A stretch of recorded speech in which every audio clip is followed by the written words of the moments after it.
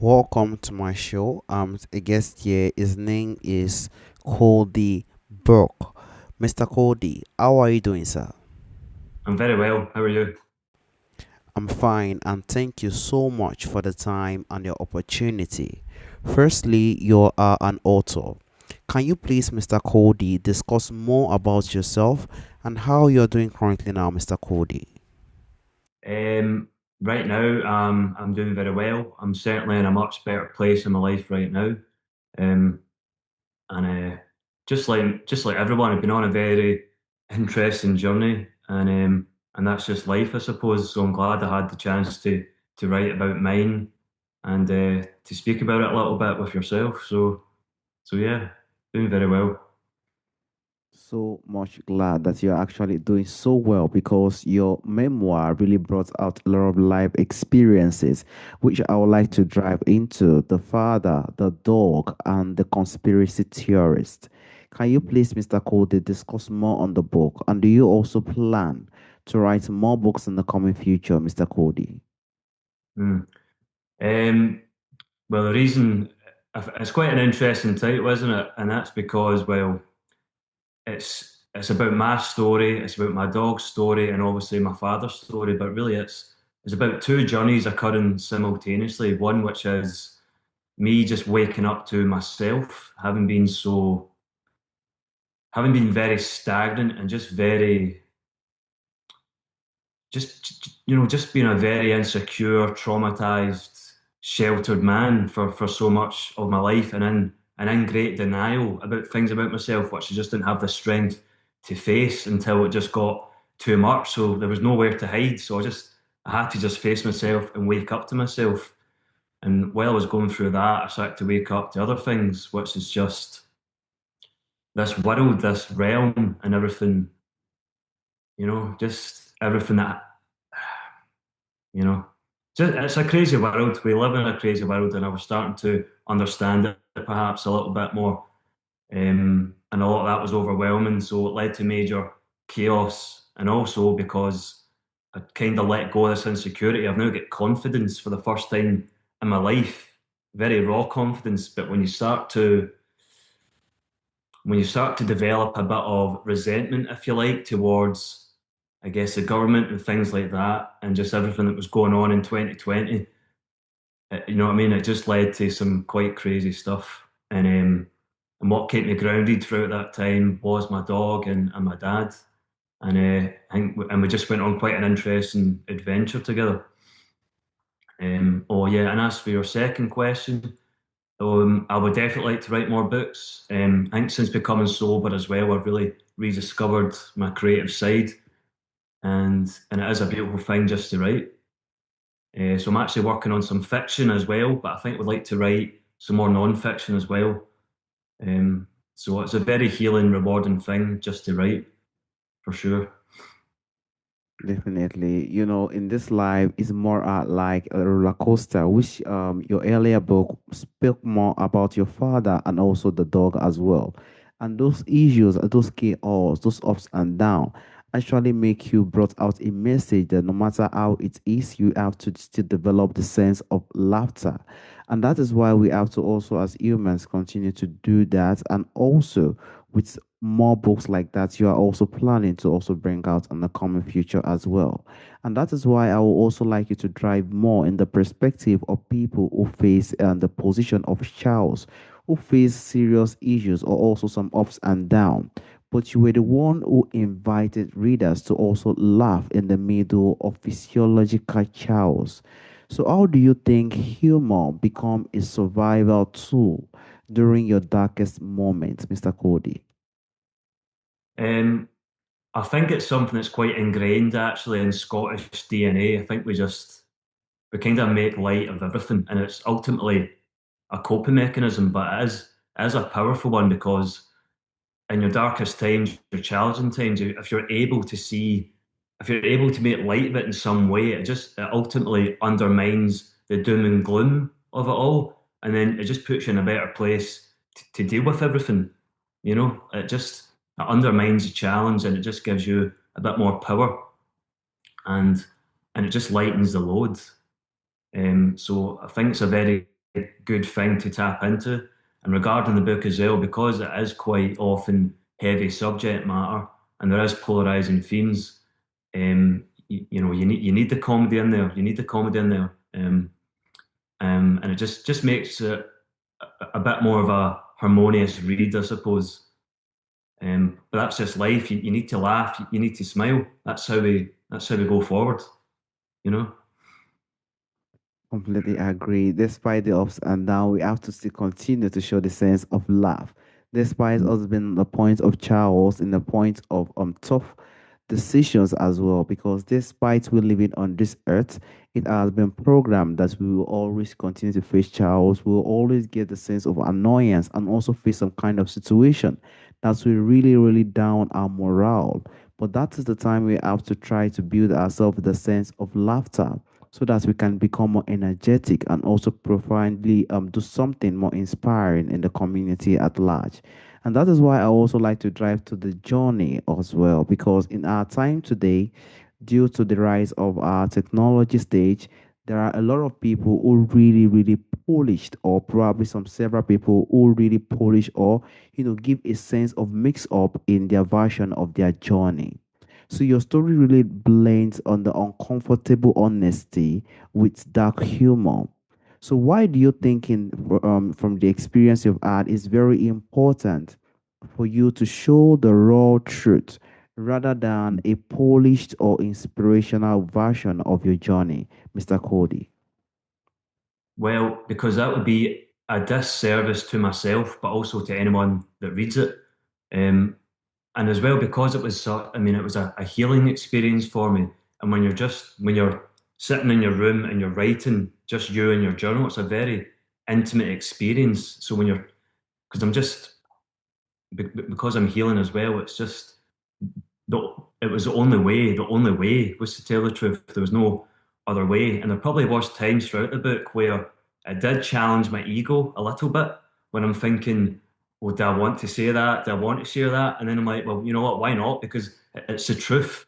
And it just made it more rewarding for me because I thought, as long as I'm putting that out there, the truth, it has to be more resonant to people. And that's what I wanted to put out there. I didn't want it to be polished. It's just the raw truth. I'm just throwing it at you. So it's like take it or leave it, you know? So, so that's pretty much it. Really much huge. Several people want to put more featuring and also things that will make it more interesting. But you were in the position to make it actually one of the real facts. Just make people understand what the message you're trying to bring out to them, which is very, very much powerful, to be honest with you, Mr. Cody. And that is why I would also like to drive to the perspective of people who usually hide their struggles in our life today, despite our ups and downs, despite the traumas and setback we have, some people find it very difficult, just like what you've done in your lovely memoir, to actually bring out the story and also the perspective in life as well. So, how do you think, or what courage really took you to tell your story in that way so honestly, Mr. Cody? Mm. I mean, it did take some courage, but in the same breath, I wasn't really thinking like that. But as I said previously, because it was so intimate, I was writing for me. I was writing for me. Um, but there was times where I thought I could go back and I could flesh this out a little bit more, even if it's uncomfortable for me to speak about. Um, so I suppose it did take a little bit of courage. And the other thing is, it's because I speak about my family so much as well. I'm conscious of the fact that some of that's difficult and maybe difficult for them. But at the end of the day, my conscience was clean because I was telling the truth, and it's just my story. It's just my perspective. So so it was easy in a way. So it's a funny one. Completely agree, 100% funny one. And also, that is the beauty of we not being in the position to hide our struggles. Because despite we saying it on us or not, it is always within us. It is always part of us, it's always part of our story, and it's always part of our journey. But bringing it out make people understand that several people also face this kind of situation, and also different ways how he or she try to navigate and also give a solution to the situation he or she have faced through probably a book, through speaking, or through podcast as well as we're doing currently, which is very much powerful, which is spreading the sense of love and also making people understand how beautiful and also how inspirational story is. And we're not trying our best to hide our struggle in a very huge way. I would like to also like to drive to the point of pain and also heartbreak. Because when we are in a position of pain and also heartbreak, we have to also, try our best with the experience you've had now to also develop the role of laughter because this laughter plays a very huge role in those perspectives. So humor appears in the most unexpected places in your story. What role do you think laughter plays in helping people process pain and also heartbreak, Mr. Cody? Um, Plays a very, very crucial role. You may not always see the funny side in the moment, but it's um, it's just so important. And as well with, I think as long as you can always keep the faith and just trust the process, that will just keep you strong and it will keep you going. And if you're, if you're able just to smile, if you're able to laugh, it's life changing. It's something we always need to kind of keep within us. Um, like I said, in your darkest moments, you're not always going to laugh in the moment, but you just need to keep the faith, and it's as simple as that. You know. Thank you so much. The faith is one of the most important thing when we want to, break away from pain and also heartbreak. Because despite we being on this world, we have to process or also pass through something called pain and also heartbreak because those are the source for us to become much stronger and also the source for us to also grow and also become much stronger to perform do something that are much stronger as well in our lifetime. So using the laughter as a tool for us to also bring ourselves back up is one of a powerful inspiration as well. Thank you so much, Mr. Cody. And also in regards to family, because I would like to try back to the position of family. Family plays a very deep role when it comes to one facing a lot of struggles and also ups and downs as well. So family relationship can be deeply affected during mental health struggles. How do you think your experience reshape your understanding of family, damage, and also healing at large, Mr. Cody? Mhm. Well, it certainly serves as a good reminder of how blessed you are when you have people in your life who are there for you. Um, and it can only make a relationship stronger, and it just brings you even closer to God as well because you're so grateful for what you have.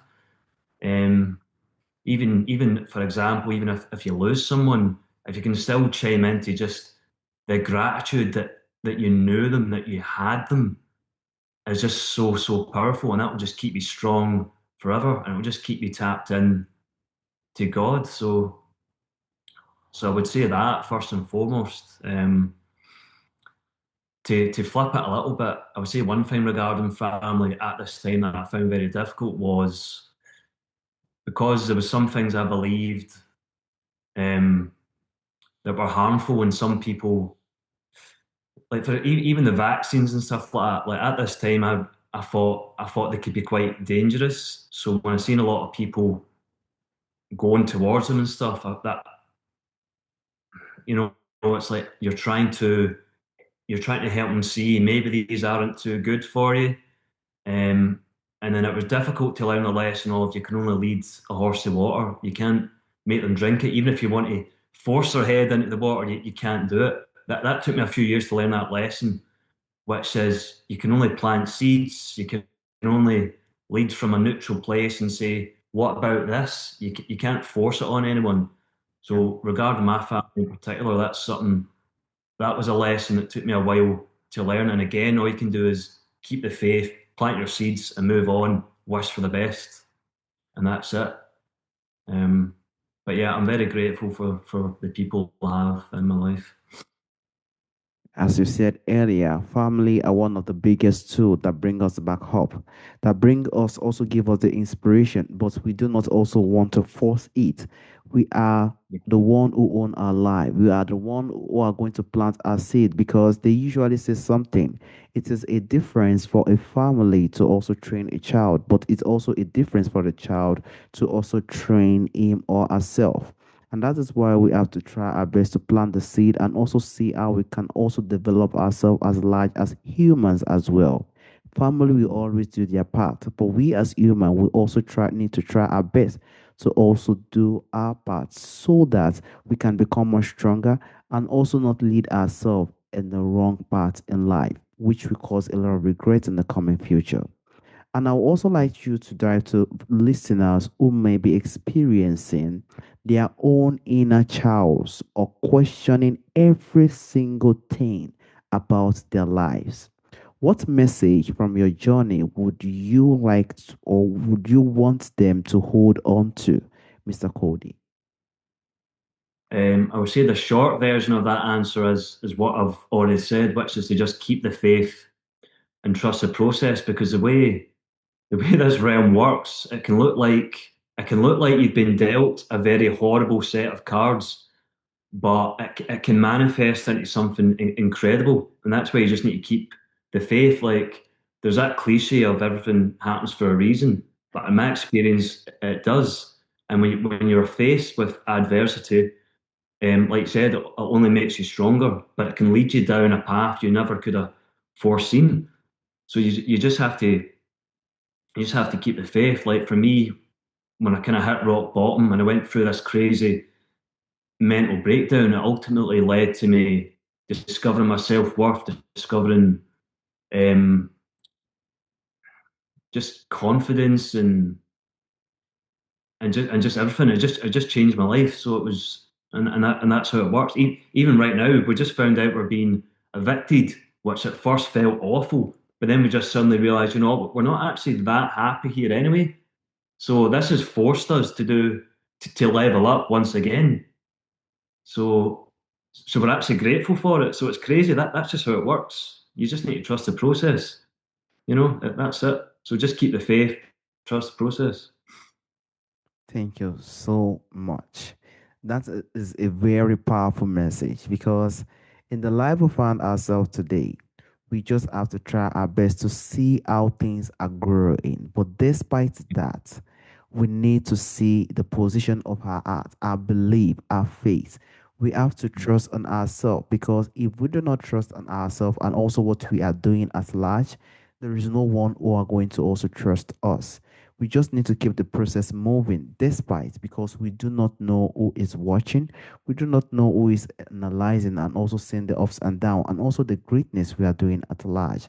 And that is why we have to continue to keep that faith and keeping that sense of hope that things are going to work out well despite the ups and downs. And that is why the beauty of laughter is one of the biggest tools we can actually use to also become more happy and also keep up ourselves and also come back up despite the circumstances we find along the way. Mr. Cody, there is also a question I normally ask during the end of the show. From our forefathers, from our ancestors, there are a lot of beautiful things that do exist during our ancestral time that is missing in our time today. If there is anyone or anything you would like to bring back to our time today, Mr. Cody, what do you think that thing will be, sir? That's a wild question. I love it. Honestly, we just need to go back to basics more than anything. Just need to go back to basics. I think a lot of time, especially in the Western world, it's like this fight or flight prison, and it's so fast paced, you know, and we just need to stop. We just need to breathe. We need to go with the flow. We need to work with nature more, work with the land more. Because I think humans, we're very simple at our core. We're very simple. You know, we just need the simple pleasures more. It's just, I think we just need to go back to basics. for the most part, is what I would say to that for sure. You said it. Simplicity. Simplicity is Yeah. one of the most important thing we've lost in our time today. We are in a busy world. Simplicity is one of the things that will make us live a life more simpler, make us understand the truth and also the perspective of the world we find ourselves. Despite how things are growing, despite the ups and downs, simplicity plays a very huge role. It shows us to live a life of community. It shows us to also remember that we should always continue to show companion to the people we find around us.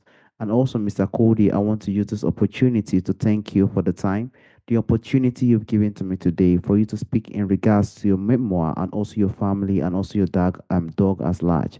Thank you so much, Mr. Cody. Thank you. Thanks for inviting me. I really appreciate it. Thanks so much. All right, Mr. Cody. Have a wonderful day, Mr. Cody. Bye bye. Thank you. Bye.